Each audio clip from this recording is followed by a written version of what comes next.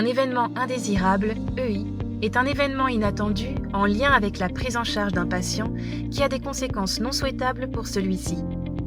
Lorsqu'une conséquence n'a pas été constatée, on parle alors de presque accident. Un événement indésirable peut relever de plusieurs domaines, par exemple les erreurs en lien avec la prise en charge médicamenteuse et les dispositifs médicaux stériles, les dysfonctionnements en lien avec la prise en charge du patient, un défaut de coordination, les incidents en lien avec les vigilances sanitaires. Au CHU, tous les professionnels peuvent être concernés par la déclaration d'un événement indésirable. Voici un exemple concret. Des médicaments doivent être administrés à 2 patients qui sont dans une chambre double.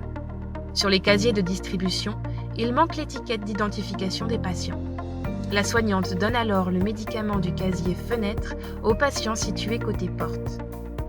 En traçant l'administration, elle se rend compte de l'erreur.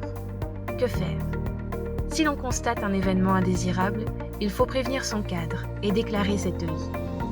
La charte du CHU, qui est disponible sur intranet, prévoit que le professionnel qui déclare un EI ne s'expose à aucune sanction. La déclaration des événements indésirables se fait dans le logiciel Enov, accessible via l'intranet. Il existe plusieurs formulaires de déclaration en fonction du type de l'événement.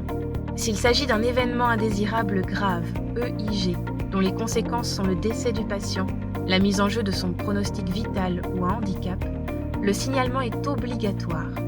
Parlez-en en équipe ou prévenez votre cadre et contactez systématiquement le médecin coordinateur des risques associés aux soins, COGRAS. Décrivez-lui brièvement les faits et les conséquences. Tout signalement d'EIG fait l'objet d'une analyse méthodique en équipe qui conduit à l'identification d'actions correctives visant à supprimer ou diminuer le risque de récidive.